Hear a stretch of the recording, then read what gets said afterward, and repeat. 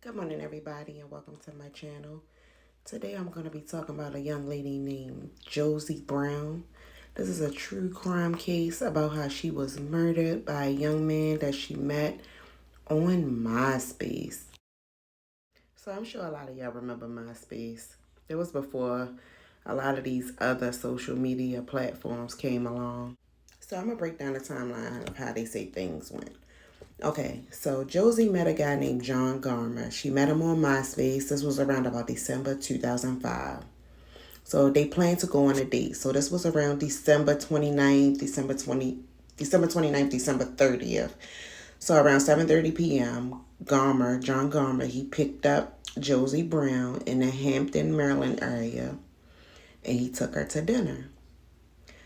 Around 8:30, the two go to several different bars in the Mount Vernon area of Baltimore, if you're familiar with Baltimore. Around midnight, they leave in Gaumer's car, headed towards his on-campus apartment at the University of Maryland, Baltimore County.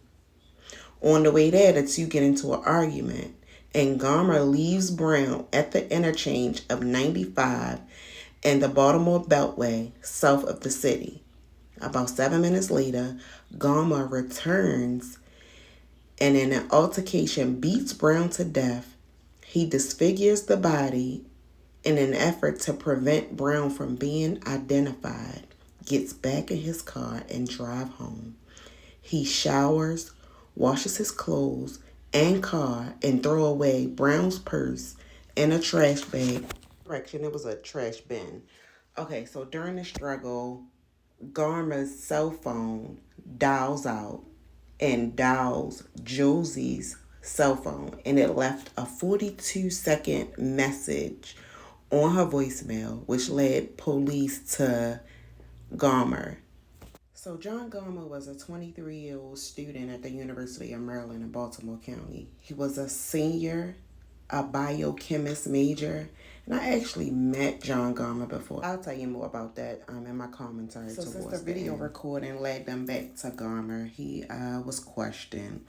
He ended up telling the police that Josie was supposed to come back to his apartment. She changed her mind. They got into an altercation. She threatened him in some kind of way that her boyfriend would beat him up. He gets upset. He beats her. Basically kills her with his hands. The most disturbing part was that he disfigured her body. He cut off her fingertips. He took out her jawline, her jawbone, her teeth. And he cut off her nose from off of her face, which is crazy to me. Bear with me. This is my first true crime video, voiceover type thing, so I'm gonna get through this. But anyway, so yeah, he disfigured her body, cut out her jawbone and her teeth, ripped off her nose, cut off her fingertips so that her body couldn't be identified. He put all her body parts in the purse that he took with him, that he tossed in a trash bin at his campus apartment. Crazy, right? So they say he tossed her over on the side of the highway, and just left her there. So it was said that, and this was on December 30th of 2005. In mid-January of 2006, about 3 a.m. one night, they said Gaumer returned to the wooded area with a flashlight and latex glove to locate Brown's body for clarity and closure. Yeah. So he was questioned February 7th and February the 8th of 2006 once her body was found. They say it was about 39 days after her date with Gaumer that her body was found. Gaumer ended up telling just about everything. He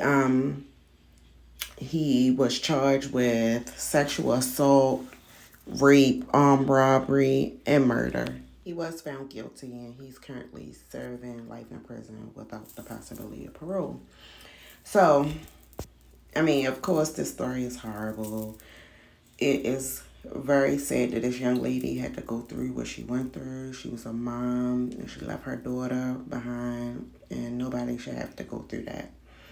So I did want to tell a little bit on how I know John Gaumer. I actually was in a position working in a jail while he was awaiting his trial, and he was really nice. Every time I would see him, I'd be like, "Wow, he's just so polite. Like, why is he here?" Like, he was in a maximum security side of the jail, and I just couldn't understand why this. And he's a nice looking guy, and he was very well spoken, very nice, always showed manners, was always really, really nice, and I just didn't like. He just didn't fit in with everybody else, in the jail. So I was curious to know why was he there.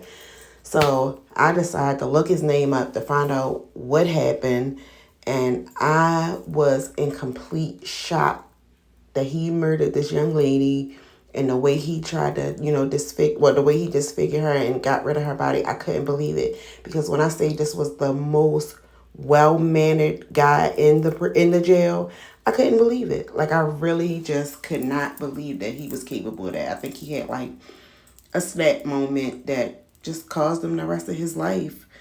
And it's just sad that, people get put in those situations. I always tell my children, I tell them, you cannot react to a situation off of your current emotions. It could cost you your life. You have to think about it. Take a minute, stop, pause, think about it, because one bad decision could ruin the rest of your life. So, thanks everybody for listening to this video. I hope you like, comment, subscribe, stick around. I'm going to be doing some more of these true crime videos. Check out my channel. I'm new to YouTube. I'm trying to, build up my little platform. But I hope you all like the video. Please, no negative comments. This is a closed case. All of this information is public information. Yeah. All right. So y'all have a good day. Enjoy your day. I'm out of here.